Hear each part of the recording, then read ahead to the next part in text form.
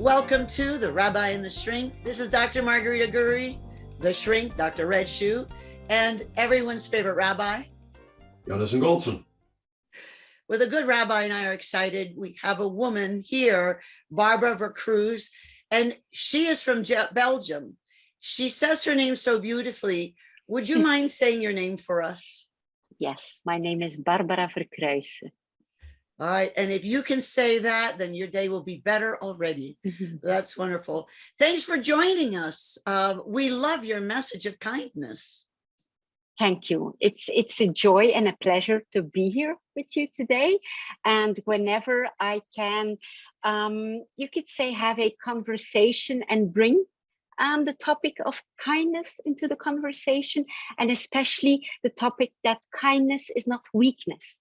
Because for so long time, if you were a kind person, you were more seen as weak. And I really would like to bring that shift into the world. Kindness is a strength. Well, I think we'll get to that. Let me brag about you just a little bit first.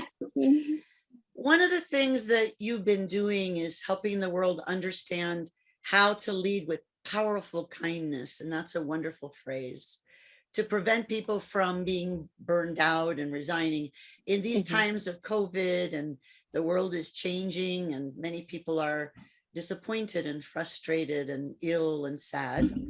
I think that your message shines so brightly. You've got this book that we can't wait till you finish writing it, The Path of Powerful Kindness. And you have been a mentor, personal coach, thought leader, and a writer and speaker. So let's talk about it. How did you get to, of all the topics in the world, why kindness? Well, as a child, from childhood on, I was always told, Barbara, you're too kind. You're too kind for this world. And I could never understand. As a child, I was thinking, well, what place did I end up here? That I have to be less kind, that I have to be tough. And I felt something was not right there. But as you grow up, you become more imprinted with the beliefs of this world. So you come to believe all those people who say, well, you know, like, you cannot be too friendly, too kind, too loving, you will be taken advantage of. And the older you get, the more you get that pattern of everybody saying. And at the age of 32, which is 19 years ago, I was diagnosed with a stage 4 skin cancer. I was the young mom of 2 toddlers and a baby. How scary. And, yes, and I was told I had 6 more months to live.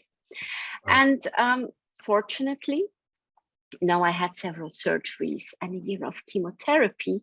So I told myself that if I would survive, I would take the second life that was given to me with both hands and leave a positive legacy.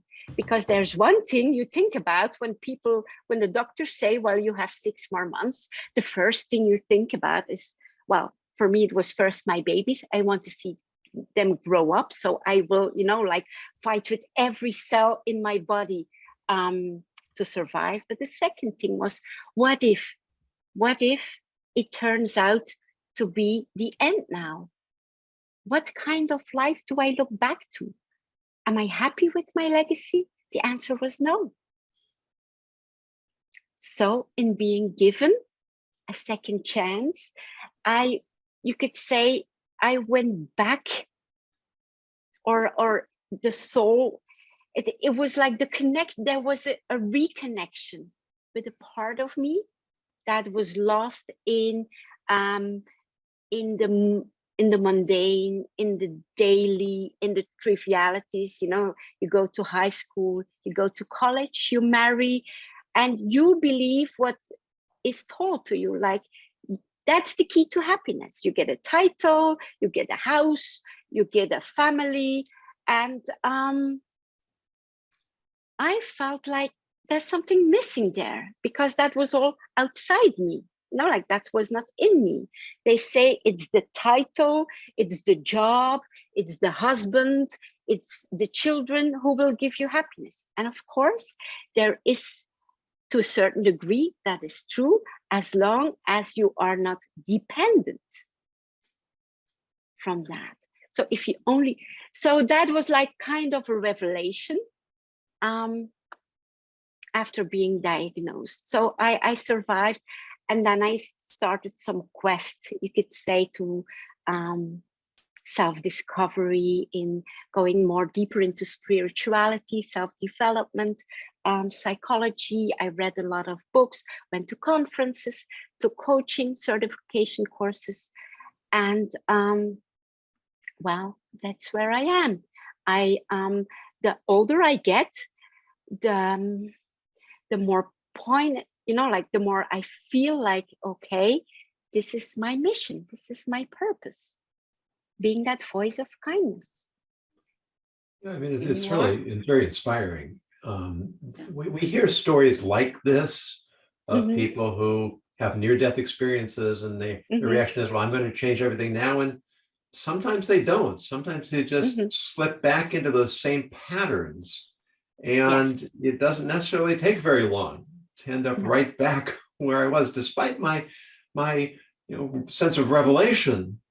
Do you have a, did you go through any of that? Did you have to make a conscious effort? Do you have a suggestion for how to keep that focus? To keep that focus, I would say, first of all, for me, it's the gratitude to get up every morning and being alive. For some reason that stuck to me really deeply. Like, it's a gift, waking up and breathing. And it's just that maybe you have to be taken away some things to appreciate them more when you have them back. So being almost taken away my life, when I like was declared, like it's not that I'm completely healed, because I was too far, so I have checkups, but everything is stable. Let's say it like that. Everything is stable. So I'm just in that deep gratitude every morning. Yes, another day. It's just that's like the foundation. And since I am giving another day, why waste it in negativity? Why waste it in complaining? Why waste it in blaming? And I do have moments. Of course, I'm not like I'm human. I have 3 adult children, being married for more than 20 years, running a business. So I do have all those things.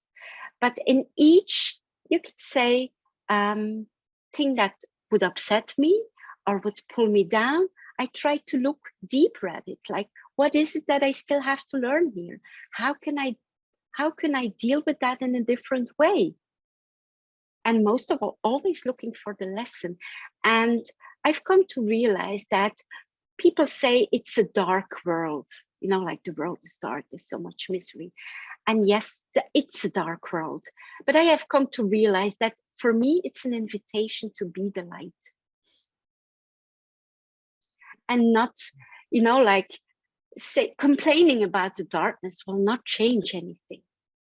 Only in being, like, just giving a smile at the grocery store. It sounds cliche, but it's like that. Like, maybe that person didn't see anyone else that day. Just giving a smile. It's not that difficult. And people, I come in contact with people who are depressed, who don't feel well, and feel that sense of emptiness and lack. And the biggest discovery, I think, is in life is that you are the source of what you are looking for. If you want more love in your life, be that love.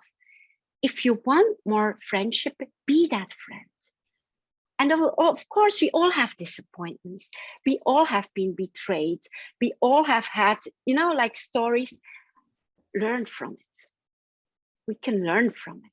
If people have taken advantage, okay. It's not the one who has been taken advantage of who is the fool one.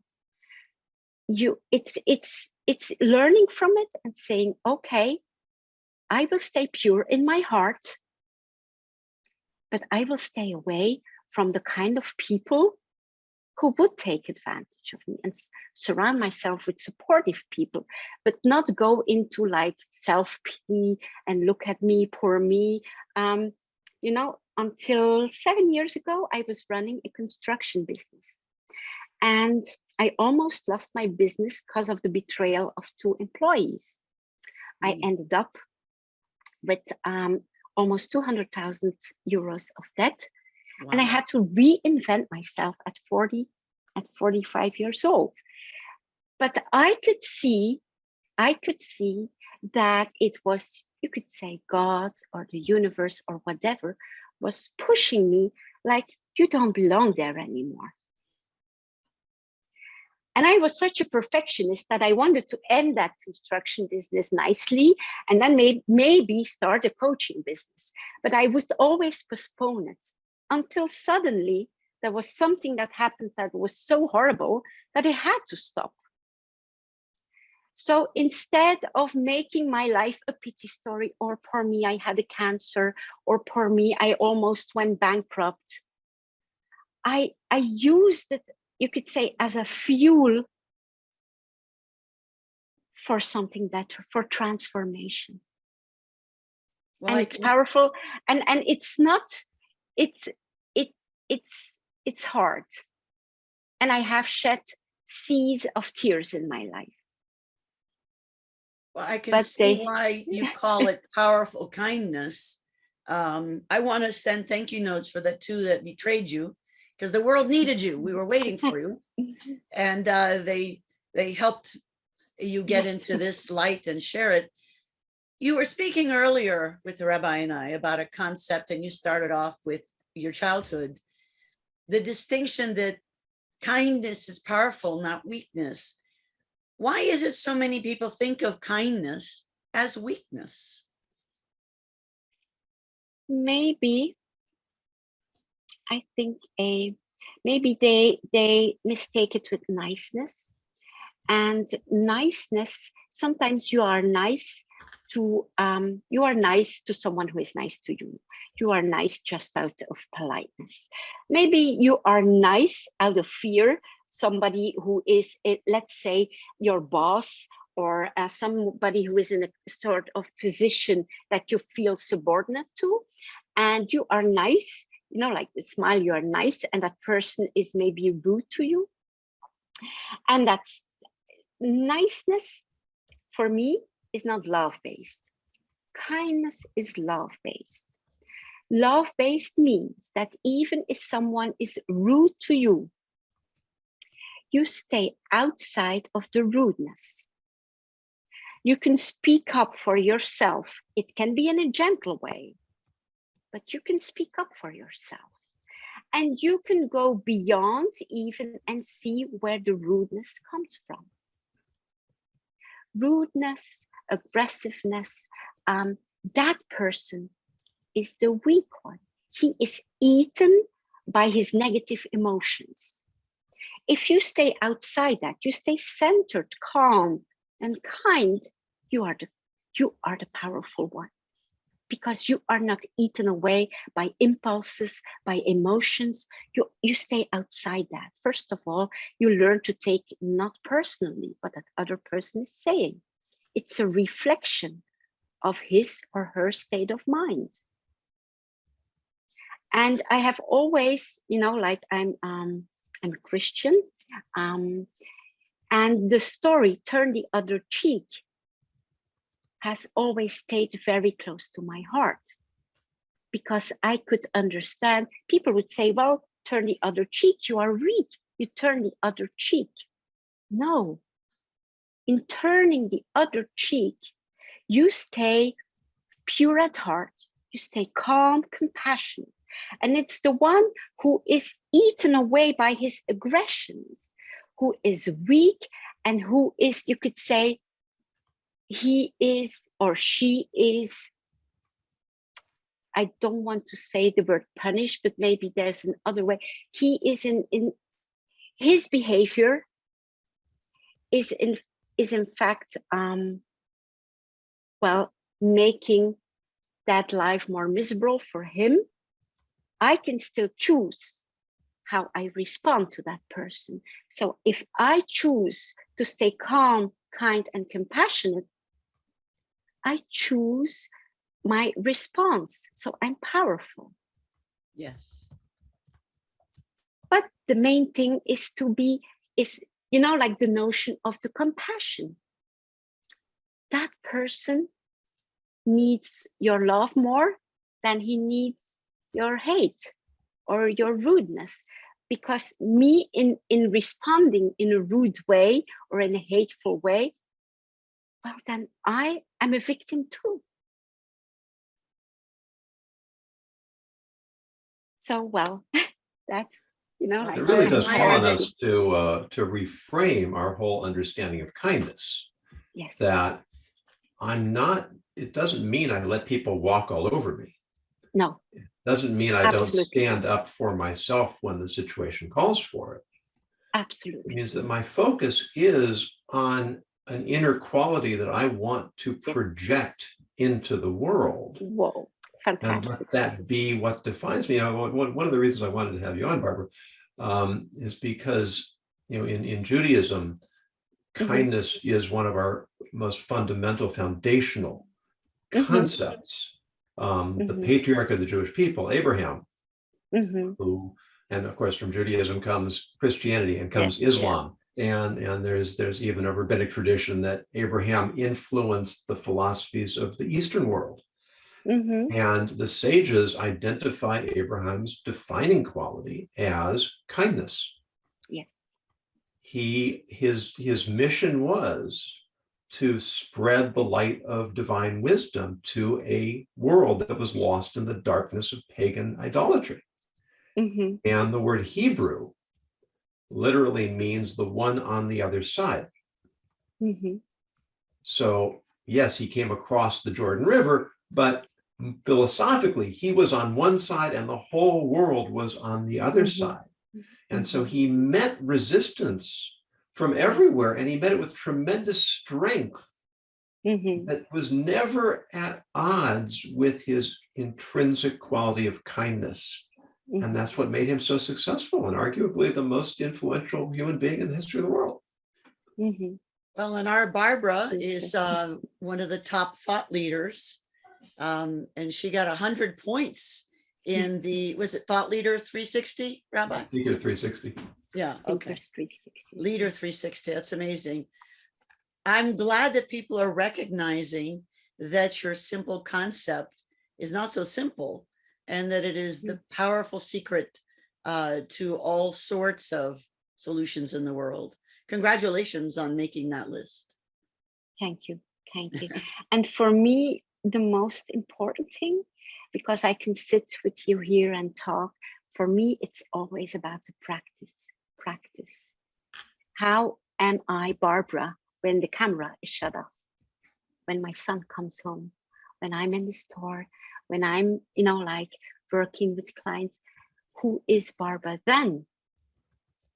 And my intention in the morning is always I set an intention, whatever comes my path today or what my way today, I will deal with it with grace and ease. But that doesn't always work. And sometimes, you know, like with 3 children, they can really, you know, like, and then they would say, oh my God, Mom, I'm going to tape you now that the people see the real Barbara. They would say that. And I'm saying, do that. I'm human. So, but we have a conversation and things are, you know, like they're 22, 21 and 19 and love to be at home. They love to be, you know, like spending time with us. So it's really a sign for me that we have a good connection and we're open. So I think it's funny when they say that, but the practice, it's about the practice, because I can say whatever I want here in front. But for me, I think the daily training in being aware, you know, like being aware, like how not only how to in every, for me, in every conversation, in every human encounter. I have come to realize that every human encounter is a sacred moment. We don't see it. We have forgotten the entire sacredness of life. Most of us have forgotten. But in treating it as a sacred moment, it's an opportunity for kindness. Everyone you meet, there's an opportunity for kindness there. It doesn't always work, but if you start your day with that intention and you do it day after day after day, then it becomes more like even more who you are. And even when you're triggered, you train yourself in, whoa, I've been there. Like I've been there. I don't go there anymore in being triggered and like action reaction. You try to, like come back to yourself and respond instead of reacting. Well, as a coach for corporate groups, how do you interact with them? What is your message and your practice to help them learn this amazingly fundamental, but such a complicated concept, really? Mostly by example. The groups that I'm leading see me a lot. They see me a lot. I'm working a lot with BMW, which is a male-dominated environment. Where did you work? I didn't hear, I'm sorry. No, I'm working a lot with BMW. Okay, oh, BMW, okay. Yes, so which is 90%, so males. And in the beginning, they would chuckle at me and say, well, there she is. And it's all good in theory. We'll see how it is. And, and I have learned it was many times a tough lesson because I would get provoked. But I have learned to stand in my power and to say, hold it there, stop. And then always leave room for a constructive conversation. Like we're constructive. Somebody can vent. I understand sometimes things happen and if you want to vent, okay, but then it stops. And then we start something constructive out of that. We do not dwell in negativity. We never go in a blame and complain game. Okay, that happened. Okay, you vented. And then how can we build, like transform something? How can we build something constructive out of that? And seeing, they call me Miss Sunshine wherever I come. So, and I've been working with them for 6 years now. So they see it's not an act. They see it's when you embody what you teach, then sometimes even words are not so necessary. It's in who you are, how you listen, how you treat people. I work with blue collar, with white collar, but everybody is a human being for me. But I am a human being too. So treat me as a human being too. So that when you reciprocity, get triggered, go ahead. Thank you. That reciprocity is, I think, so fundamental to it. One of the lessons I learned very early in my religious training is that we always say that it's better to give than to receive. We don't necessarily believe it, but we hear it a lot. Yes. But assuming that's true, then what's the greatest gift you can give another person is the opportunity to give to you. Yes. And so kindness, which is essentially giving, and that I think helps us understand why it is consistent rather than at odds with power. Because I can only give if I have the power to give. Yes. And then that same power is manifest as the power to allow others to give to me. To give to you. Because that calls for a measure of vulnerability. And vulnerability also is a manifestation of power.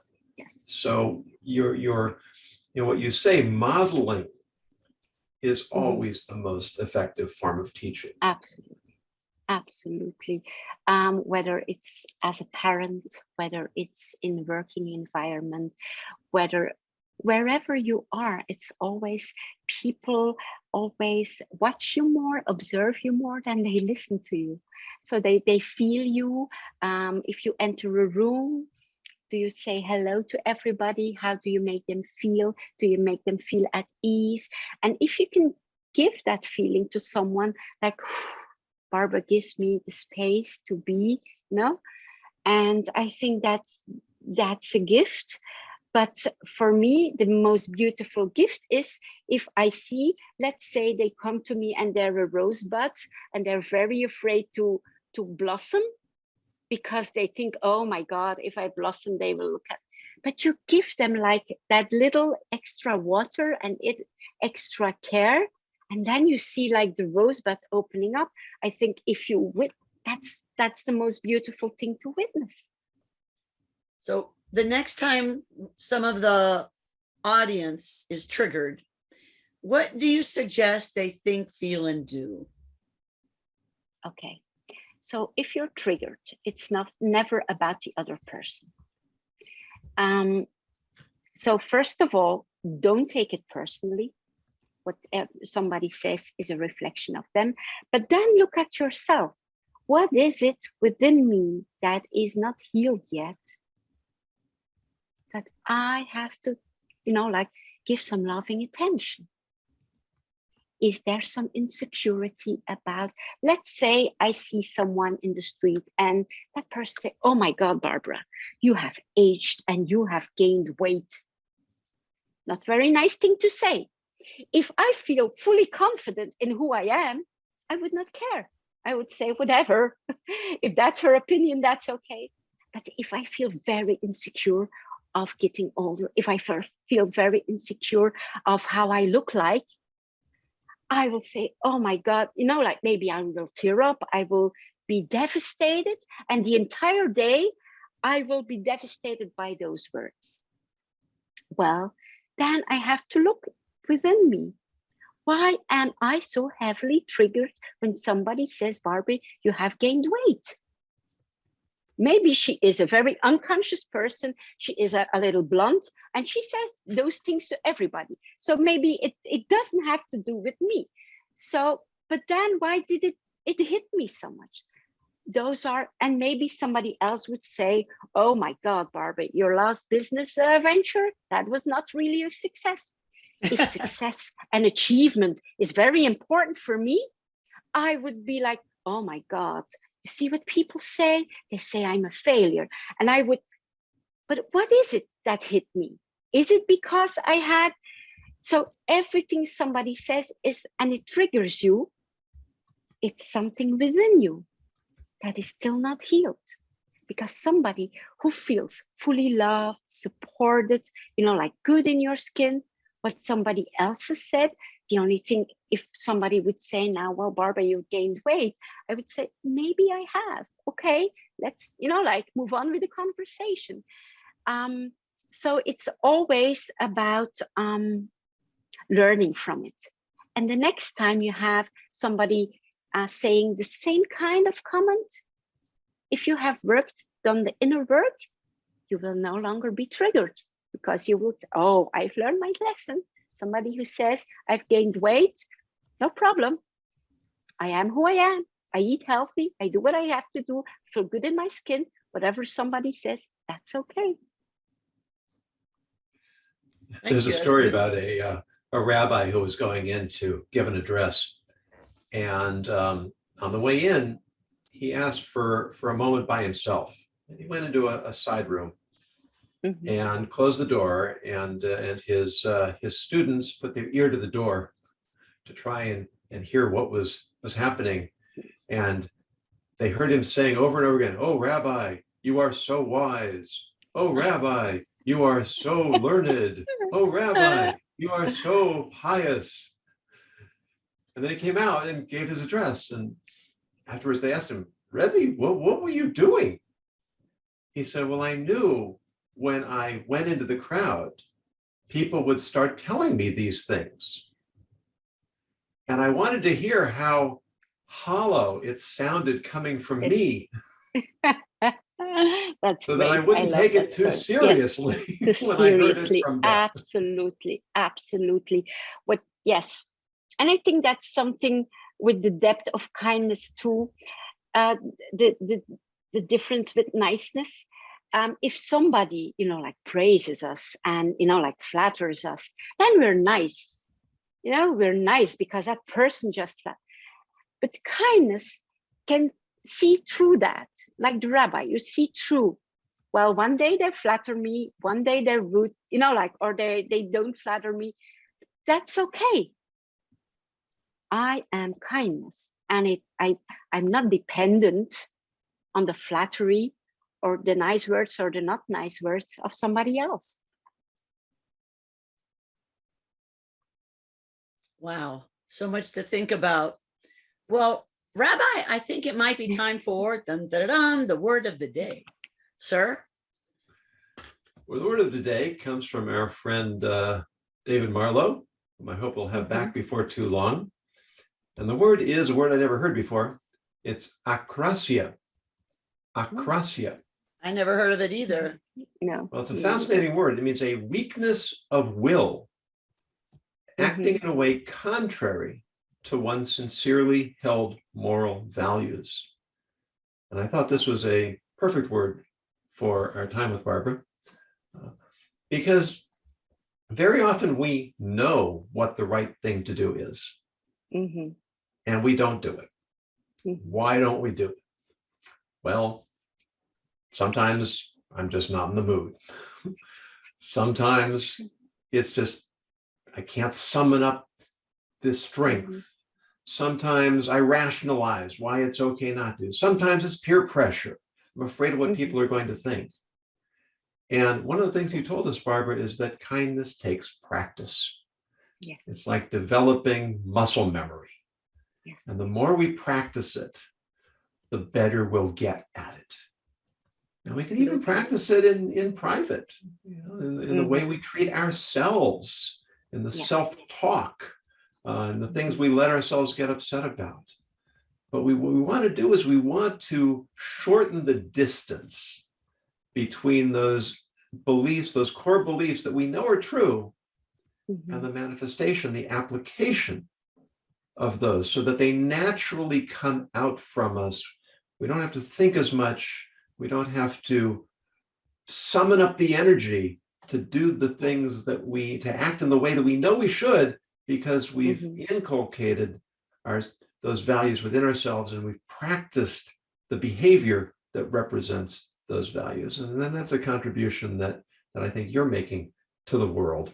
And we celebrate you for that. And while we talk about these things, one of the things we want to also remember, especially in coming through this pandemic and all the tensions in the world, is we also need to do things that are fun.